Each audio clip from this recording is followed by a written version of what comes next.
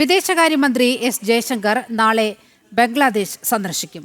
ധാക്കയിൽ ഖാലിദ സിയയുടെ സംസ്കാര ചടങ്ങിൽ വിദേശകാര്യമന്ത്രി എസ് ജയശങ്കർ പങ്കെടുക്കും. വിവരങ്ങളുമായി എസ് ശ്രീകാന്ത് ചേരുകയാണ്. ശ്രീകാന്ത്, നമുക്കറിയാം ബംഗ്ലാദേശിലെ ന്യൂനപക്ഷത്തിനെതിരെ, ഹിന്ദുക്കൾക്കെതിരെ വലിയ വേട്ട നടക്കുന്നുണ്ട്. അതിനെതിരെ ഭാരതം അതിശക്തമായ മുന്നറിയിപ്പ്, പ്രതിഷേധം ഒക്കെ അറിയിക്കുന്നതിനിടയിലാണ് ഖാലിദ സിയയുടെ മരണം ഉണ്ടായിരിക്കുന്നത്. സംസ്കാര ചടങ്ങിൽ വിദേശകാര്യമന്ത്രി എസ് ജയശങ്കർ പങ്കെടുക്കുക കൂടി ചെയ്യുന്നുണ്ട്. വിവരങ്ങൾ.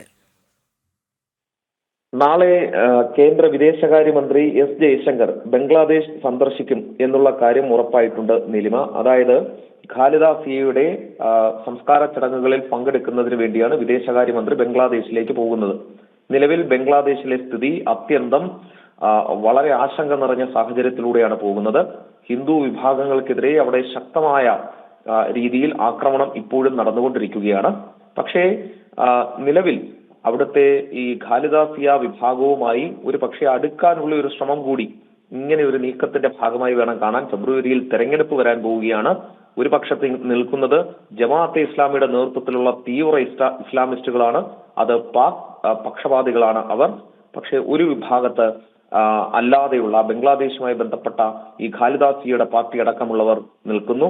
ഒരുപക്ഷെ ആ പാർട്ടിയെ കൂടെ ചേർക്കുക, അവരെ കൂടെ നിർത്തുക എന്നൊരു സ്ട്രാറ്റജി കൂടി ഇന്ത്യക്ക് മനസ്സിൽ കാണാം. അതുകൂടി ലക്ഷ്യമിട്ടാണ് ഈ പോക്ക്.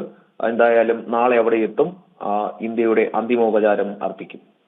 ഓക്കെ ശ്രീകാന്ത്, നയതന്ത്രപരമായ ഒരു നീക്കം കൂടി ഭാരതത്തിന്റെ ഭാഗത്തു നിന്നും ഉണ്ടാവുകയാണ്. എസ് ജയശങ്കർ നാളെ ബംഗ്ലാദേശിൽ എത്തുകയാണ്. ശ്രീകാന്താണ് വാർത്തയുടെ വിശദാംശങ്ങൾ പങ്കുവച്ചത്.